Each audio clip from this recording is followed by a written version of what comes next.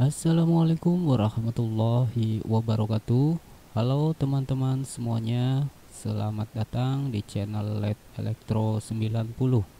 Pada video kali ini saya akan membagikan sedikit penjelasan tentang nama-nama komponen beserta fungsi dan cara kerjanya pada TV LCD.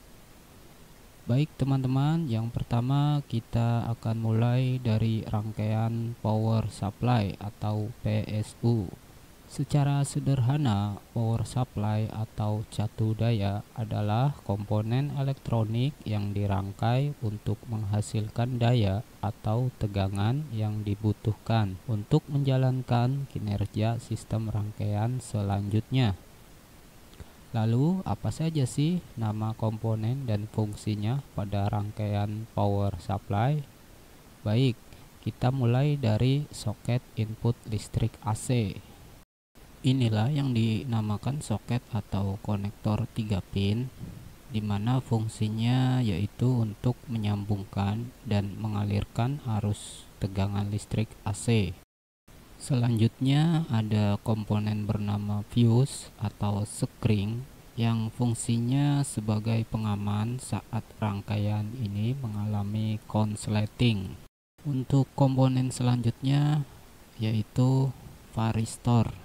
Varistor adalah sejenis komponen elektronik yang berfungsi untuk mengalirkan arus berlebih apabila voltase melonjak.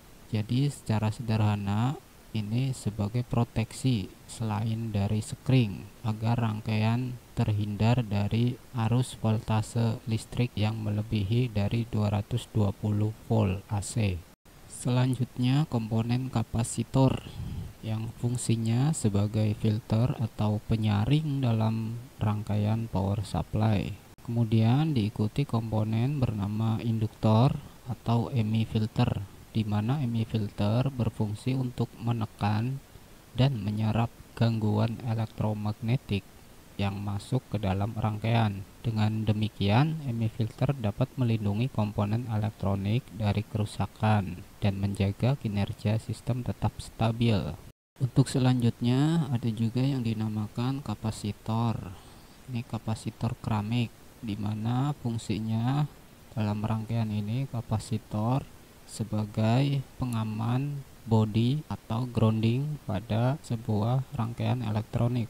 Untuk komponen berikutnya yaitu dioda atau bisa disebut dioda rectifier, dioda bridge, dioda kaki 4, di mana fungsi komponen ini yaitu untuk merubah atau mensearahkan listrik AC menjadi listrik DC.